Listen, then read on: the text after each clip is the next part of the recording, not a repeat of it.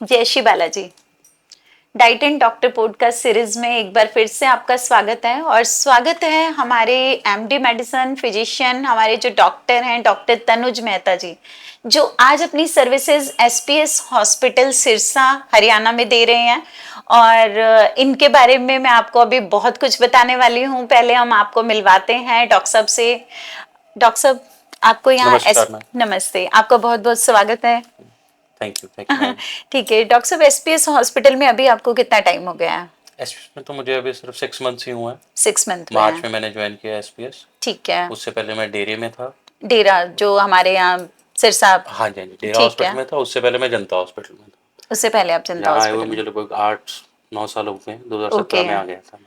2017 से डॉक्टर साहब की सेवाएं सिरसा के लोगों को मिल रही हैं और डॉक्टर साहब के जो पेशेंट हैं वो इतने डॉक्टर साहब के फॉलोअप में रहते हैं कि डॉक्टर साहब जो भी हॉस्पिटल चेंज करते हैं वो भी साथ साथ चेंज करते हैं।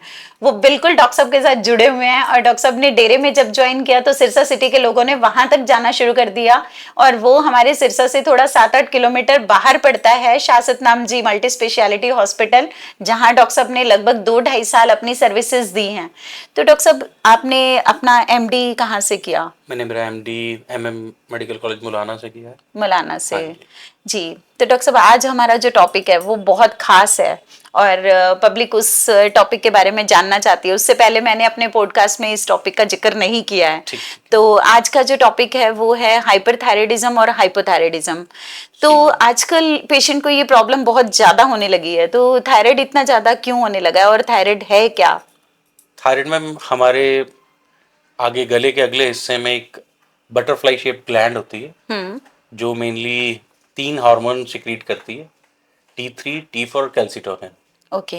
T3 T4 जो हार्मोन्स हैं वो हमारी बॉडी के सारे मेटाबॉलिज्म, एनर्जी लेवल्स और इन सब चीज़ों को मॉड्यूलेट करता है। कैल्सिटोनिन जो है हमारे शरीर में कैल्शियम की डिपोजिशन और उन सब चीज़ों को कंट्रोल करता है। जो T3 T4 है, अगर वो इंक्रीज हो जाए तो उसे हम हाइपरथायराइडिज्म बोलते हैं। अगर इसकी वैल्यूज डिक्रीज हो जाएं तो इसे हम हाइपोथायराइडिज्म बोलते हैं। ओके। जो वेट बढ़ने वाला हाइपो होता है वो हाइपोथायराइडिज्म है, और हाइपरथायराइडिज्म में वेट मरीज का कम होना शुरू हो जाता है तो एकदम डॉक्टर साहब, सडन क्या लॉस। दोनों ही सूरत में हमें मेडिकेशन स्टार्ट करना पड़ता है?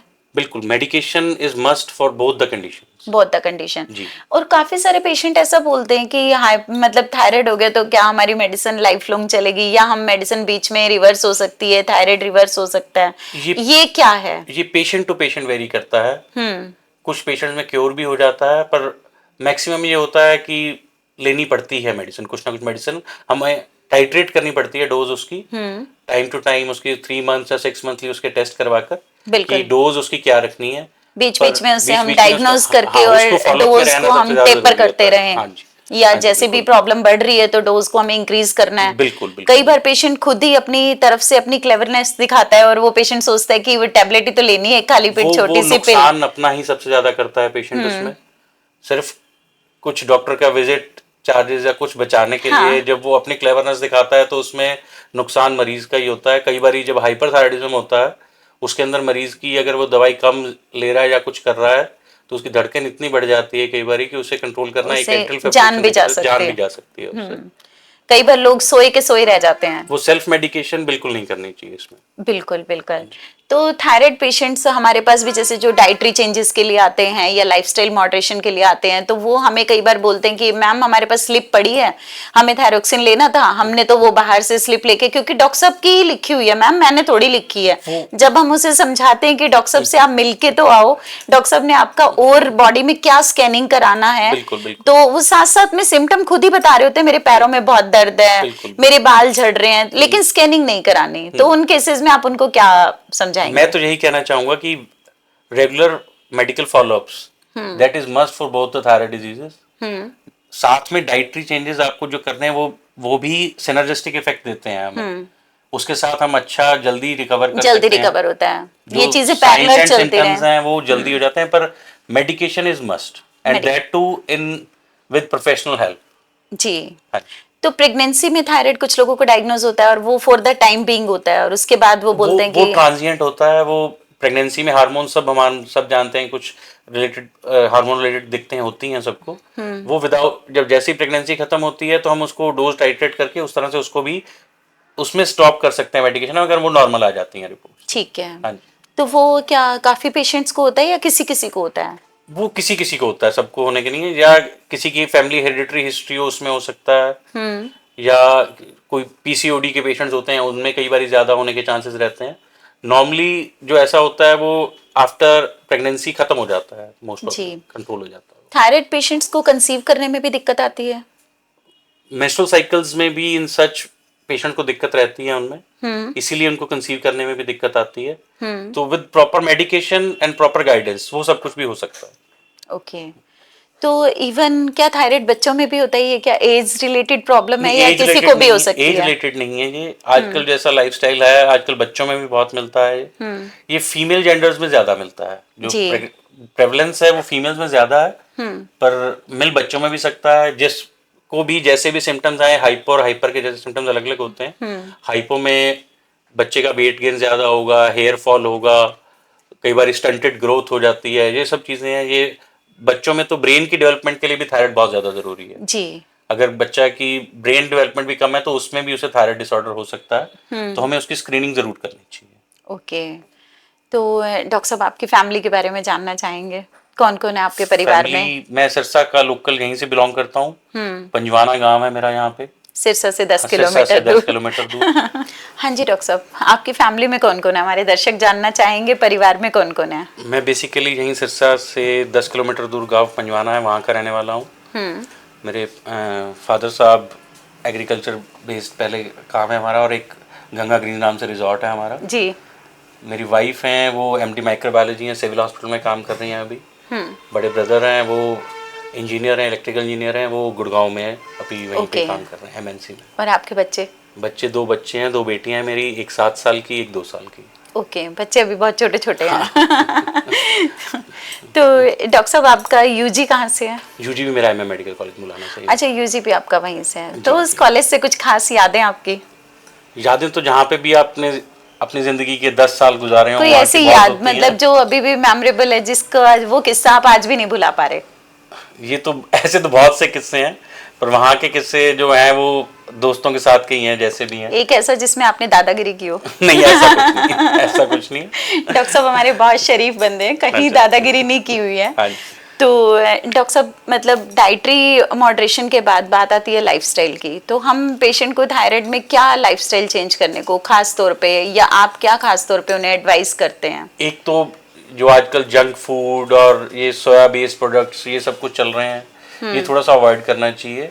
High protein, high mineral rich diet हमें लेनी चाहिए। जिंक, सेलेनियम, दीज थिंग्स है जो माइक्रो न्यूट्रिएंट्स हैं, ये थायराइड के लिए सबसे ज्यादा जरूरी हैं। जो ये बेस्ड डाइट है वो अच्छा इफेक्ट, हमें सिनर्जिस्टिक इफेक्ट देती है विद मेडिकेशन। जी। जिंक और सेलेनियम की डॉक्टर साहब ने बात की है, तो मैं बता देती हूँ। जिंक और सेलेनियम के लिए हमें थोड़ा सा पंपकिन सीड्स, सनफ्लावर सीड्स या फिर बेसिल नट्स, इस तरह से हमें थोड़े से ये सीड्स एंड नट्स अपनी डाइट में डेली रोजाना उसकी मात्रा हमें अपनी डाइट में बढ़ा लेनी चाहिए, जिससे कि हमारी बॉडी में माइक्रोन्यूट्रिएंट्स की कमी ना हो और थायराइड के हम शिकार ना हो। तो डॉक्टर साहब थायराइड में आयोडीन की भी कमी रहती है। हाँ, इसके लिए तो सरकार ने हमारे बहुत सारे प्रोग्राम चलाए गए, जैसे जो आयोडाइज साल्ट आता है, ये जब से सरकार ने ये प्रोग्राम शुरू किया है तो इससे आयोडीन की कमी वाला पार्ट बहुत काफी हद से कवर हो रहा है। ये तो पहले छोटे बच्चों में जैसे बहुत ज्यादा ऐसे दिक्कतें, गोइटर और सब चीजें होती थी, वो चीजें बहुत कंट्रोल, वो चीजें लगभग खत्म हो गई हैं। जी जी। तो क्या इसमें आयरन का भी रोल रहता है? आयरन का रोल इन सच जिन पेशेंट्स में थायराइड होता है, जैसे उनको फीमेल पेशेंट में जिनमें मेंस्ट्रुअल साइकिल डिस्टर्ब रहते हैं, उनके अंदर अगर अनीमिया है तो उसमें साथ में आयरन का रोल रहता है इसमें। ओके, तो उनका क्या रेगुलर हमें आयरन और एचपी लेवल दोनों चेक कराते रहने चाहिए? 3 to 6 मंथ्स में हमें थायराइड भी और सीबीसी भी ये हमें मॉनिटर करता रहना चाहिए। ओके। तो डॉक्टर साहब जैसे क्या होता है कि कई बार थायराइड पेशेंट कंप्लेंट करते हैं कि बहुत ज़्यादा एक्सट्रीम हेयर फॉल हो रहा है, एक्सट्रीम उनको लेग्स पेन हो रहा है, बोन्स में पेन हो रहा है, तो उनके क्या सप्लीमेंट्स साथ में आप गाइड करते हो? कैल्शियम हमें देना चाहिए इसमें साथ में, जो कैल्सिटोनिन हार्मोन होता है, इसके जो हमें जो शरीर में कैल्शियम की डेपोजिशन है उसको रेगुलेट करता है, तो हमें साथ में कैल्शियम सप्लीमेंट इसमें जरूर देना चाहिए। कैल्शियम सप्लीमेंट और साथ में विटामिन डी। जी। तो ये काफी पेशेंट जो अपने आप मेडिकेशन करते हैं वो सप्लीमेंट्स नहीं ले पाते हैं, या आपने एक बार लिख दिया और वो दोबारा फॉलोअप के लिए नहीं आए, तो आपने 15 डेज के लिए या फोर्टनाइटली आपने उनको बुलाया, तो वो 15 दिन के बाद ऑटोमेटिक है कि वो बंद हो गया। बिल्कुल बिल्कुल। तो उन पेशेंट्स को ये पेन की प्रॉब्लम फिर at the face end of करने। द डे मैं आपको यही कहना चाहूँगा कि विदाउट प्रॉपर प्रोफेशनल हेल्प ये चीज़ें नहीं पॉसिबल होती कि हम इनको क्योर कर पाएँ।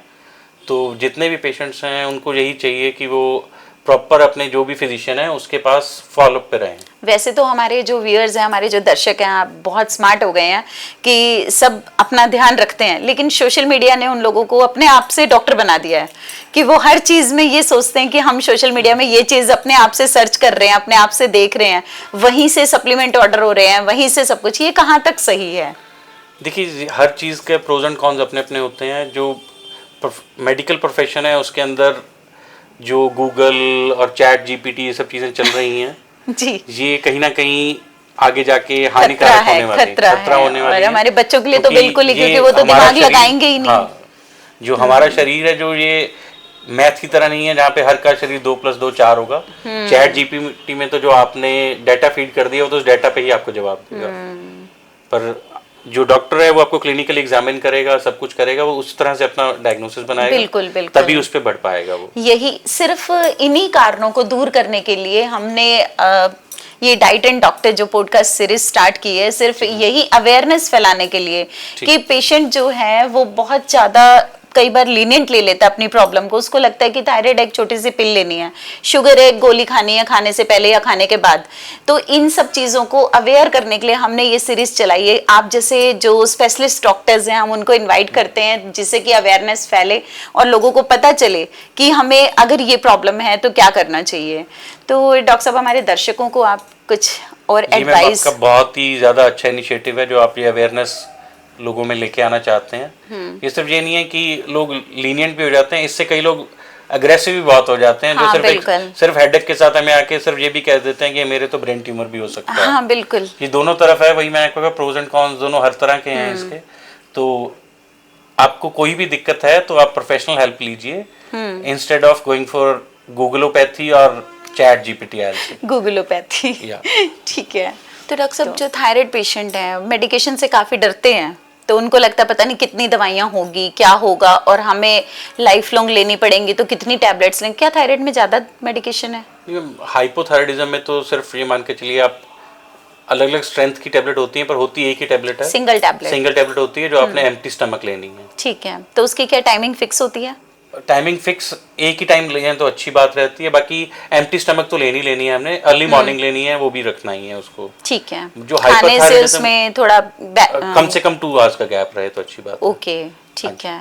और जो हाइपरथायराइडिज्म की मेडिसिन होती हैं वो ओवर द डे हमें लेनी होती हैं, वो भी according to the levels of the T3 T4 हमें लेनी पड़ती हैं। और पेशेंट की हार्ट रेट कितनी चल रही है उस पर भी डिपेंड करता है। एक टैबलेट हमें, या कई बार उनकी स्लीप डिस्टर्ब होती है उसके लिए भी हमें कुछ उनको देना पड़ता है। हाइपरथायराइड में पेशेंट का एक वेट लॉस बहुत होता है तो न्यूट्रिशन उसको अच्छा लेना पड़ता है जी। ये सब चीज़ें रहती हैं। बाकी हाइपोथायराइडिज्म में तो पेशेंट को वेट गेन होता है तो उसमें तो कार्बोहाइड्रेट्स और सब चीज़ें, उसको मीठा ये सब कुछ छोड़ के आगे फिर चलना होता है। और साथ में मेडिकेशन टाइम पे लेनी होती है जी। तो फ्री थायराइड उनको जो चेक कराना होता है तो वो कितने टाइम में चेक कराना चाहिए? जो हम इनिशियली बोलते हैं जो फर्स्ट टाइट्रेशन होती है वो तो हम 21 डेज पे एक बारी मेडिकेशन शुरू करने के बाद टाइट्रेट कराते हैं जी। नहीं तो उसके बाद 3 मंथ to 6 मंथ कभी बीच में चेक करा सकते हैं।